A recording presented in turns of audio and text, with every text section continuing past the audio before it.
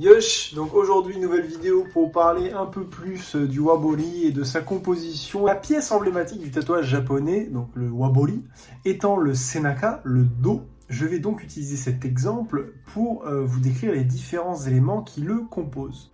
Commençons par le shudai, que l'on pourrait traduire par sujet ou thème principal. Comme dit dans une précédente vidéo, les shudai, les sujets, les thématiques sont si nombreuses dans le wabori qu'il faudrait une vie entière pour espérer avoir la chance de les tatouer tous. On pourrait les ranger grossièrement dans plusieurs catégories, à savoir le bestiaire, les yokai, les personnages et héros mythologiques, les personnages historiques, les divinités shinto, les divinités bouddhistes, etc. etc. Ensuite, les keshobori, que l'on pourrait traduire par garniture ou décoration. Il s'agit d'éléments principalement floraux qui auront pour fonction de soutenir, de souligner, de mettre en valeur le shudai. Ils sont aussi les principaux indicateurs de la saison dans laquelle le shudai évolue. Le printemps pourra être représenté par des sakura ou des botan, fleurs de cerisier ou pivoine. L'été par des botan ou par des kiku, des pivoines ou des chrysanthèmes. L'automne par des momiji ou des kiku, donc des feuilles d'érable rouge ou alors des chrysanthèmes. Et l'hiver par des ume, des botan ou encore des tsubaki, donc des fleurs de prunier, des pivoines ou encore des camélias.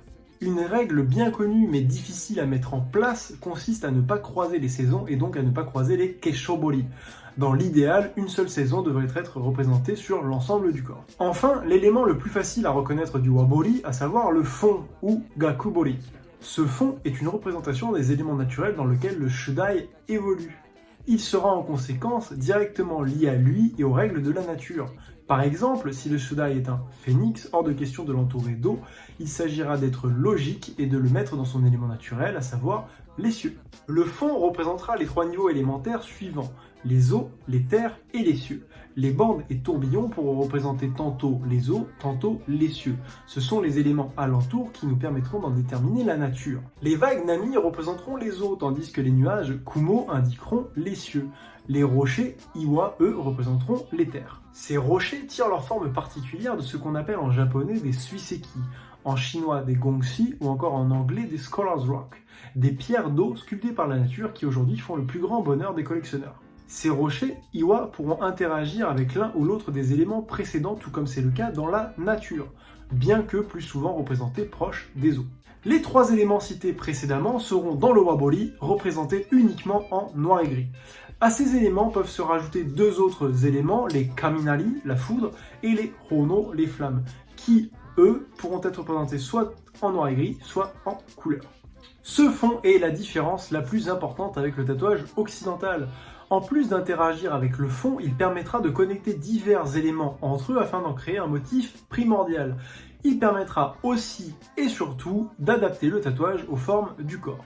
Une disposition assez connue consiste à tatouer le bas du corps de motifs d'eau, le buste d'éléments terrestres ou héroïques, et à réserver le haut du corps à des motifs célestes, représentant ainsi la Trinité, la Terre, les hommes et les cieux. Or, il ne s'agit pas là de la seule stratégie possible. Au contraire, le plus important étant que le fond et la saison représentée soient en adéquation avec le shudai, le thème. On pourra ainsi réaliser une composition intégrale sur le thème de l'eau, par exemple en utilisant comme shudai un ryu, un dragon, ou bien une composition intégrale sur le thème céleste en utilisant un phénix, un ho.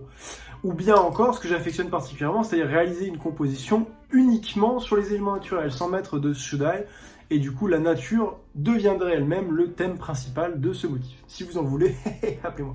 Un tatouage réalisé sans le fond dont nous venons de parler sera appelé nukibori.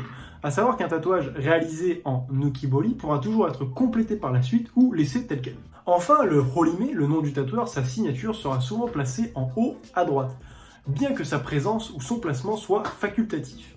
Il sera souvent représenté sous la forme d'un senjafuda. Les senjafuda sont des sons en papier faits à partir de gravures sur bois que les visiteurs des temples collent sur les chevrons afin de marquer leur visite. Aujourd'hui, le format stickers est le plus courant, bien que quelques artisans continuent de faire perdurer ce mode de production traditionnel. Il faut noter aussi que le format senjafuda est très souvent utilisé par les horishi, les tatoueurs, pour leurs cartes de visite. Petit rappel, nombreux sont les termes empruntés par les tatoueurs aux graveurs, les tatoueurs se considérant comme graveurs de la peau. C'est pourquoi le terme horishi, qui à la base signifie maître sculpteur, en traduisant grossièrement, est aujourd'hui utilisé pour désigner aussi les tatoueurs, qui sont les maîtres graveurs de la peau. Ce préfixe, bien que non obligatoire, sera souvent retrouvé dans la composition des noms des tatoueurs. Maintenant que nous avons fait le tour des différents éléments qui le composent, nous allons nous intéresser aux différentes formes que peut prendre le wabori sur le corps. Il faut savoir que contrairement à l'Occident, le tatouage au Japon, au vu des restrictions sociales que son port implique, est pensé pour être caché. C'est pourquoi la première forme dont nous allons parler, le kamenoko ou kikko, est une place de choix et souvent le point d'entrée dans le wabori. Recouvrant l'intégralité du dos, des épaules au-dessous des fesses, voire jusqu'aux ischio-jambiers, c'est une zone relativement plate et large, permettant d'aborder n'importe quel sujet en ayant la possibilité d'y ajouter un maximum de détails. C'est aussi et surtout une zone extrêmement facile à cacher et sa forme rappelle celle d'une carapace de tortue, d'où son nom. Sa réalisation demande environ 50 heures. Ensuite, le full body que l'on appellera Donburi Soushinbori ou encore Gaenbori comme à l'époque Edo recouvre l'intégralité du corps à l'exception du visage, du cou, des mains et des pieds, les parties génitales étant optionnelles et souvent contournées. Le Soushinbori désigne le fait d'être tatoué intégralement et le Donburi se réfère au mikili, donc à la bordure qui se trouve autour du cou et qui rappelle la forme d'un donburi, d'un bol de riz. Le terme gaen de gaenbori se réfère aux pompiers de l'époque Edo qui arboraient ce type de tatouage, souvent sur le thème aquatique afin de se protéger des flammes. Aujourd'hui, la connotation de ce mot a grandement changé et se traduira plutôt par brut, voyou ou ruffian. Le munewari, division de la poitrine, ou jimbebori, en référence avec le vêtement du même nom, sera la division du tatouage au niveau de la poitrine et aura pour effet de rendre le tatouage invisible lorsque le porteur arborera un jimbe ouvert. On pourra toujours pousser le vis et se tatouer l'intérieur au final en y mettant par exemple des sutras, des kanji ou le nom du boss de l'organisation mafieuse à laquelle on appartient. Lorsque le bras, l'épaule et le pec sont tatoués, on parlera d'un hikae. Le hikae connaît deux variantes principales, celle du kanto où le tatouage s'arrêtera au-dessus du téton et celle du kansai où le tatouage s'arrêtera en dessous du téton. Les manchettes, elles, auront diverses tailles possibles qui seront en lien direct avec les vêtements ou le rang social du porteur. La première, nagasode, littéralement manche longue, partira de l'épaule et s'arrêtera au niveau du poignet, avec deux finitions possibles. La tobusode qui s'arrêtera juste après ce petit os, vers ici, et la kubusode qui veut dire 9/10 qui s'arrêtera juste avant ce petit os, à peu près ici. Le shichibusode, littéralement manche 7/10, partira de l'épaule et s'arrêtera environ au milieu de l'avant-bras, étant en adéquation avec la veste portée par ses porteurs, à savoir le hanten. Une fois mis, le tatouage devient donc à nouveau invisible. Et enfin, le gobusode, manchette 5/10, s'arrêtant avant le coude et porté par les travailleurs, les ouvriers travaillant en extérieur et souvent portant des manches courtes, leur permettant ainsi de garder le tatouage invisible, même dans leur travail. Il y a aussi différentes finitions possibles au niveau des aisselles. La première consistant à remplir intégralement l'aisselle d'encre, la seconde à laisser une forme arrondie de peau nue au niveau de l'aisselle, s'appelant kobangata, et la troisième, la plus répandue, qui consiste à laisser l'aisselle nue ainsi qu'une forme de goutte à l'intérieur du biceps, qui s'appelle katabori, et qui a été souvent utilisée en fait pour prouver que la personne arborant le tatouage n'en avait pas profité pour cacher un tatouage de prisonnier. C'était une sorte de façon de montrer que le casier judiciaire était toujours vierge. Vous l'aurez compris, la tendance était de tatouer les prisonniers et les criminels à cet endroit-là. D'où tout le speed juste avant. L'extrémité, la bordure du fond, sera appelée mikili et connaîtra elle aussi plusieurs finitions possibles. La première, la plus connue et celle que j'affectionne, s'appelle le botangiri ou le botan mikili. En effet, ce mikili prend une forme rappelant les pétales de pivoine, d'où son nom. Ensuite, nous avons le butsugiri ou le bukkiri, qui consiste à arrêter le fond de façon extrêmement nette, comme s'il avait été coupé au katana. On peut rajouter le jari mikiri, terme jari signifiant gravier, c'est un fond représenté par des formes légèrement informes, dégradées vers la peau, dans laquelle on va ajouter quelques points pour donner un peu plus de texture, quelque chose de plus organique. Et ensuite, nous avons le matsuba mikiri, qui consiste en des bandes de fond extrêmement fines et rapprochées, rappelant donc les aiguilles de pin, d'où son nom, matsuba mikiri. Voilà, je pense qu'on a encore une fois bien dégrossi le sujet, et évidemment, cela n'est pas exhaustif. Je vous invite à profiter de cette mise en bouche pour faire vos propres recherches de votre côté, afin d'explorer par votre propre prisme cet univers riche qu'est le wabori. Je vous rajoute quelques termes pour la route parce que ça me fait plaisir. Donc le premier, c'est le ninjubori, qui signifie en gros tatouception, voilà, j'invente des mots. Donc c'est un tatouage dans le tatouage. Un parfait exemple, ce sont certains héros du Suikoden comme Kumon Yushijin ou Loli Hakusho Chojun qui eux-mêmes sont tatoués. Donc une fois tatoué sur la peau, ça fait un tatouage dans le tatouage, ça claque, c'est très joli.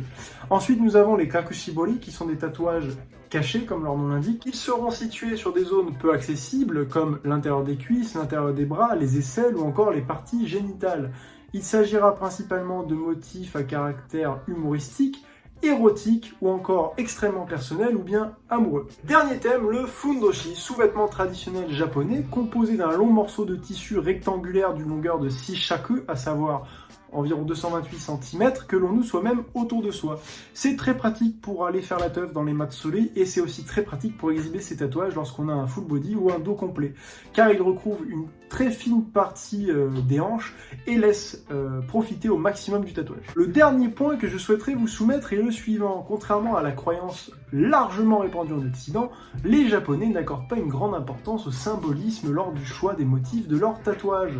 La plupart du temps, ils s'en remettent à l'artiste ou pour les Yakuza, à leur Oyabun, leur parrain qui choisira le motif pour eux. Pour rester vite fait sur le thème des Yakuza et pour répondre à ce que j'entends souvent, effectivement, dans certains cas, le motif est choisi en opposition avec la personnalité du porteur. Par exemple, une personne extrêmement gentille se verra attribuer un motif extrêmement dur, extrêmement violent, tandis qu'une personne violente aura un motif extrêmement calme et paisible. Ce n'est pas faux, mais ce n'est pas une généralité en fait. C'est dans certains clans, alors j'ai plus le blaze du clan, mais il y a un clan en particulier qui est connu pour ça.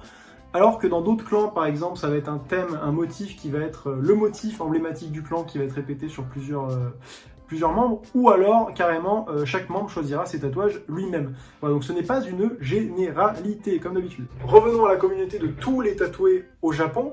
Donc il est extrêmement courant qu'un motif ne soit choisi que pour son aspect esthétique. Et il est extrêmement courant que le porteur ne connaisse ni la signification ni l'histoire du motif. En gros, tout ça pour dire, détendez-vous, la principale raison de choisir un motif au Japon, c'est l'esthétique, donc vous n'avez aucune honte à le faire, vous aussi. Après, si vous voulez connaître les significations et l'histoire du motif, on peut en discuter, il n'y a aucun problème. Mais si vous voulez vous faire tatouer, je sais pas moi, un baku, juste parce que baku ça claque, et bien on fait un baku, il n'y a pas de souci. Après, je peux vous expliquer à quoi ça correspond. Voilà, donc merci à tous encore pour votre temps, j'espère que cette petite vidéo qui a mis du temps à sortir finalement vous a plu. Si vous avez des questions, envoyez des messages et... お疲れ様でした。ありがとうございます。